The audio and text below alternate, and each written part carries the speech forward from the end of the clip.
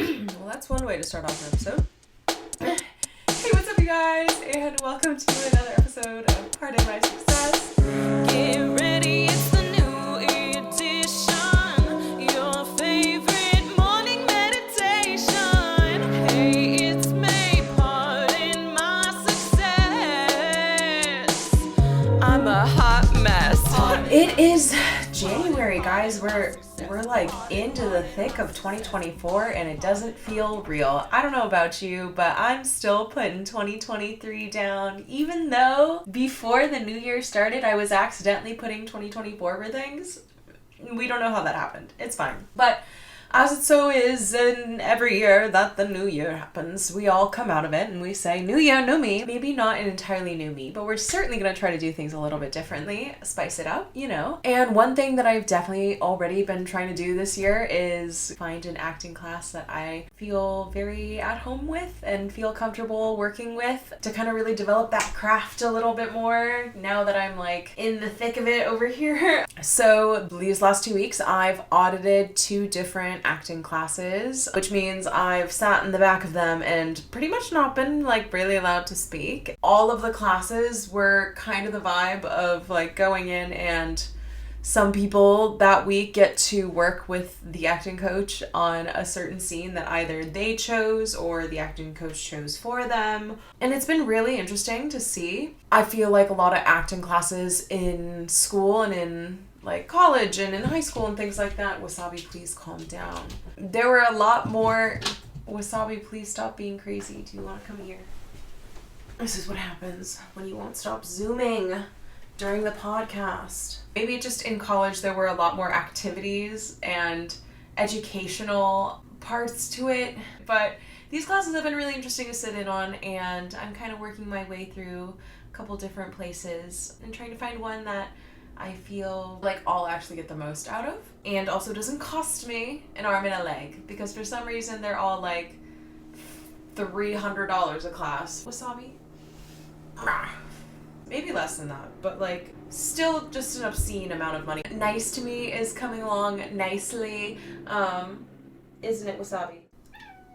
Meow. This past weekend I re-recorded it and it sounds so cool. I'll play you a little snippet of the new chorus here. I feel it growing tighter. Why is it so hard for you to be nice to me? Why is it so hard for you to be nice to me?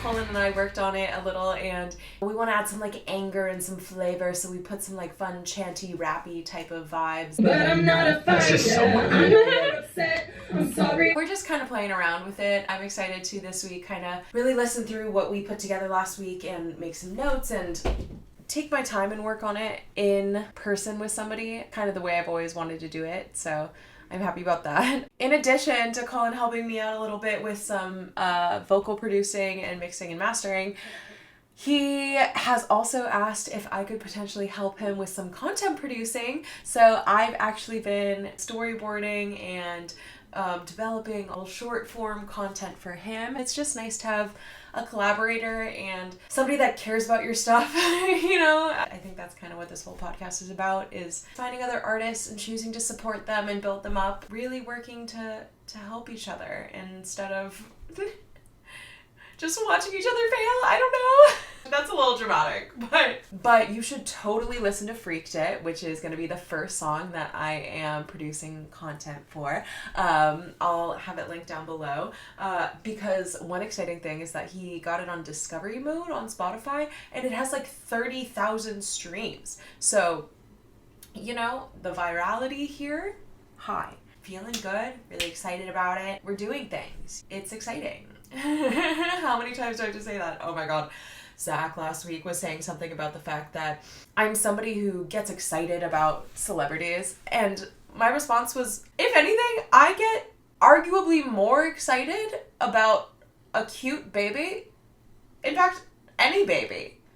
Like, uncontrollably excited than I would about any celebrity. The amount of self-control would require me to not touch a really cute baby versus to not touch, like, an adult celebrity, very different, vast levels. Like, I would never in my life. And maybe it's like that Jesus feeling where it's like, I must touch his cloak. I don't know, maybe I just haven't been, I've met like Wiz Khalifa and stuff. I have been in the back of Wiz Khalifa's Instagram. Like, I don't know.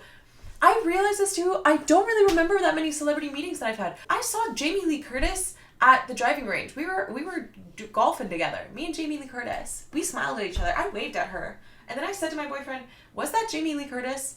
And then he confirmed that it was. I might have bad eyesight, but Zach does not. Last week, I also uploaded the video of my interview with Uncle Rich, which was super fun, and the feedback from that has been really lovely. Part of my conversation with Uncle Rich last week was about getting your content seen and getting things out there and building an audience and trying to garner viewership and people that care about you, and how difficult that is nowadays, but also like how fleeting and ephemeral can also be. Like, it's so hard to build up a following, but at the same time, you see people constantly all over your feed at any given point of the day. That's just like, this person got famous overnight from this one video. I mean, heck, my mom is part of the TikTok Creator Fund because she has gone viral on TikTok a couple times where she has videos with like over 1 million views.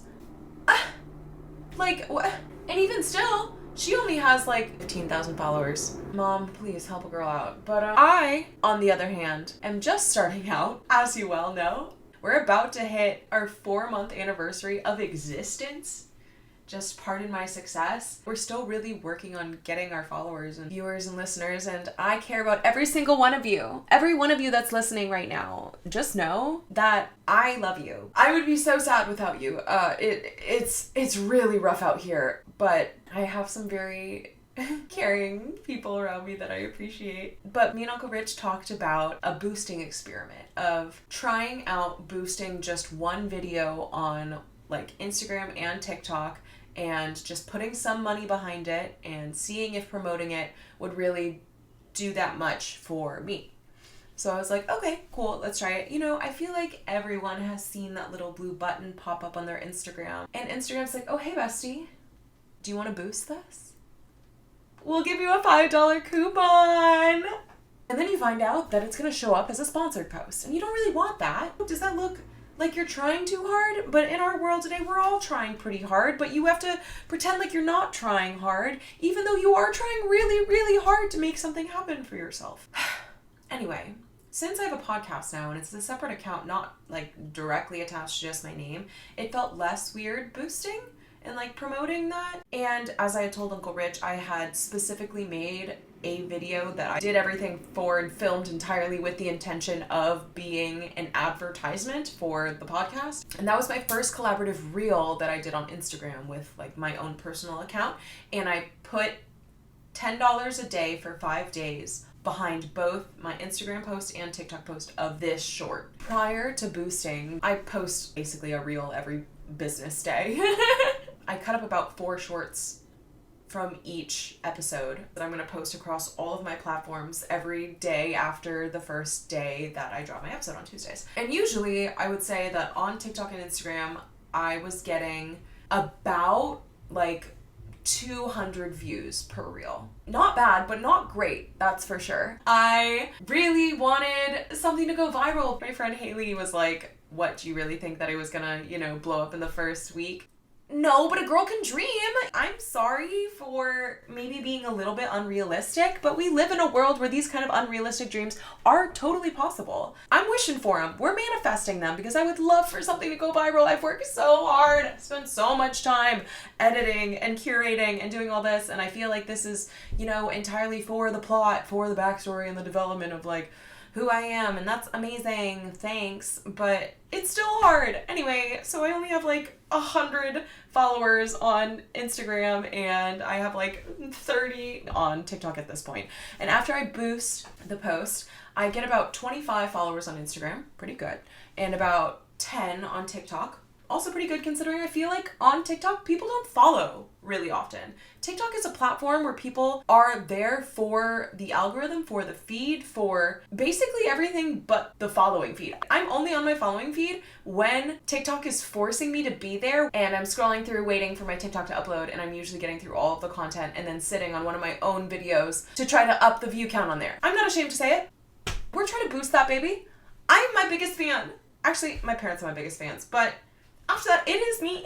I'm watching my own stuff back a million times because I am a perfectionist and I'm not happy with what happened, but I'm still feeling as though it's worthy of being viral because I see things that are viral that absolutely have no business having millions of eyes on them. No business.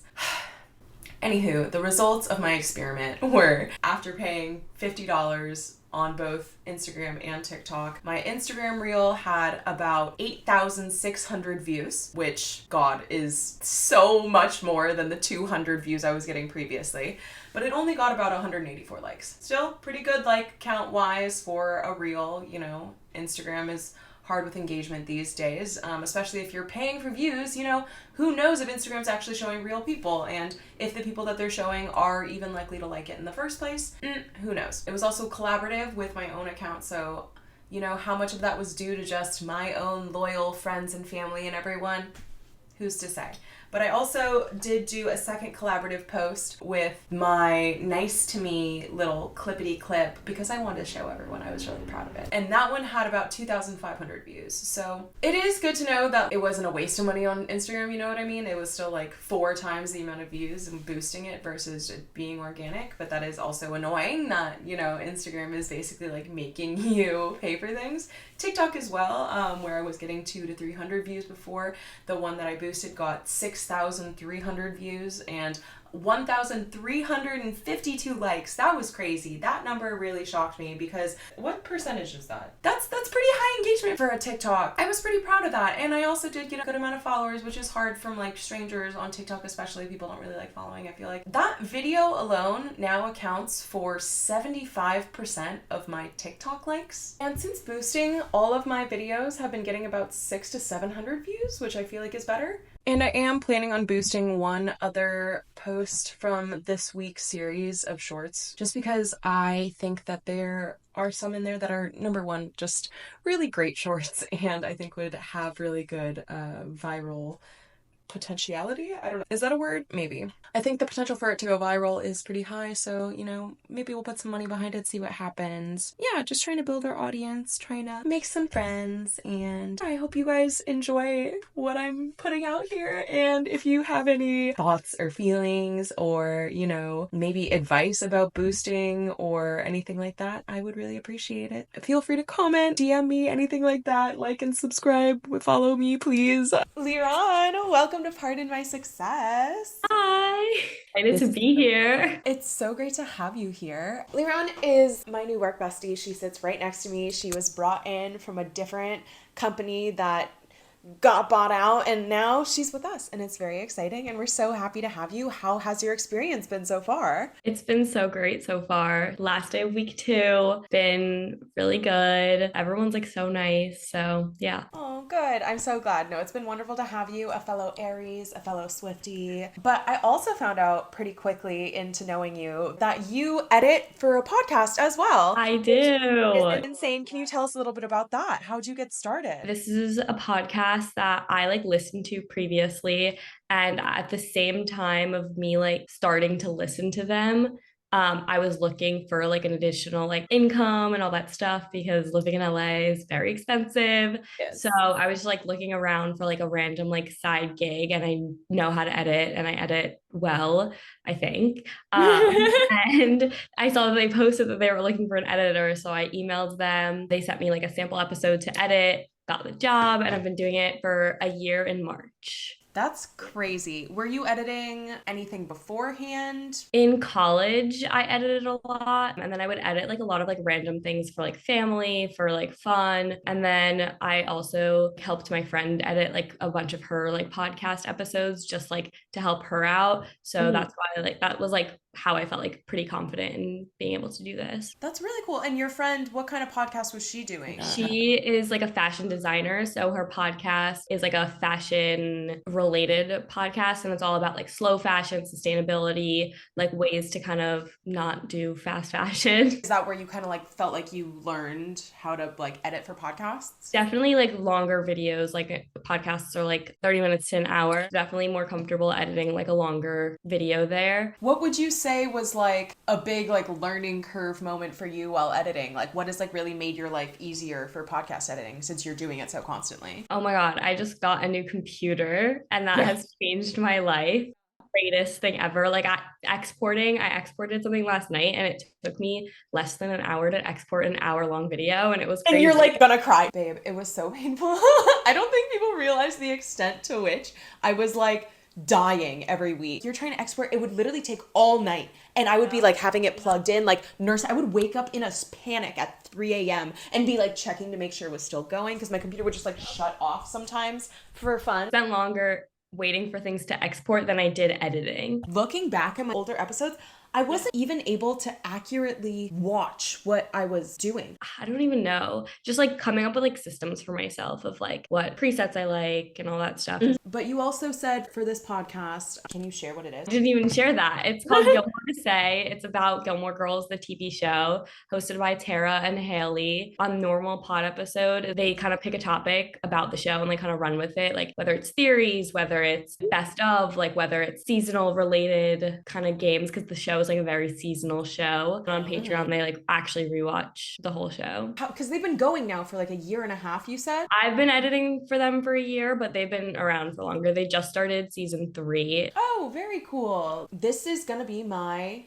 episode 19. Okay, that's really good. Of my season 1. And you do all the social videos and as well. Like what has kind of helped you get there, would you say? I don't like run their social media. I just make the reels for them. Just like as I go editing, I kind of mark whatever like I think like, oh, this could be like a good reel. And when I send them the episode, I like kind of say like, oh, like this timestamp is like what I thought would be good for a reel. They'll either be like, great, or like, what about this one? Or what about if we stitch these 2 moments from 2 different parts in the episode together? So it's a very like collaborative, creative process. But editing itself is very much autopilot. They have like 60,000 followers on Instagram. How have you kind of seen that audience grow? And like, do you have any tips or tricks for me? They just do a great job at posting, because before they were just audio, so they didn't really have like an ability to like make reels. So they really leaned into creating content that like people could like reshare or like different things like that. Like for example, a post that went like crazy viral right before the Barbie movie came out. Everyone was making memes like lawyer Barbie, Dr. Barbie, all that stuff. It was like the poster of like this Barbie is a whatever. So it was like this is a. So like that like went like crazy viral. So it's like creating posts that relate to the content of the episode without necessarily making reels of them. Maybe it's like a meme relating to editing. When I'm looking for thumbnail photos of myself, I see like every emotion under the sun, and I guess I could like memify myself. We can brainstorm in the office. Brainstorm. Thank you. What is your dream? What is your big goal, baby? Oh my God, I don't even know. Like I feel like I don't have like a title that I'm striving for. What would you say when you were a kid was like? I wanted to live in LA and work in Hollywood when I was a kid, and now I'm here and You did it. You did it. Was there a specific work in Hollywood that you had? Well, first I didn't know if I wanted to do what type of TV, movies, film, unscripted, whatever. But I really do love unscripted and reality and like all that stuff. But then I also thought that I wanted to go the freelance route when I first came out here, and realized that that is very hard. And it takes a lot of dedication, and it's a lot of instability as well. And you just have to have constantly backup plans and constantly have like 3 months of rent saved up. Even though like I know I could do it if I wanted to, I think that that's just not a feasible lifestyle for me. You're on a job for 3 months and then you could be out of a job for the rest of the year. So definitely more on the like full-time employment, stable job side of Hollywood. Definitely in like more the producing route, potentially development, potentially the agency side. I'm trying to like kind of learn everything that I can about it, figure out exactly what route, and it honestly changes every day. That's totally fair. It'd be like that. And my big goal is to be the youngest EGOT holder in the world. I support it. Emmy, Grammy, Oscar, Tony. And then after that, I want to start like a management company that is all about scouting talent from around the world from underrepresented backgrounds. I love that. Throughout Hollywood, whether that be, you know, performers, backstage, That's so cool. I love that. That's a good mission to have. I want everything I do to be like collaborative works that like raise new and up and coming artists and creators. It'll be equal opportunity and not about who you know or how much money you have. So we're gonna make it happen. Yes. Down. You can be on the executive board. It'll be I'll great. be there. Amazing. All right, I love you. I will talk to you later, baby, and I will see you on Monday. Bye. Are you PMSing?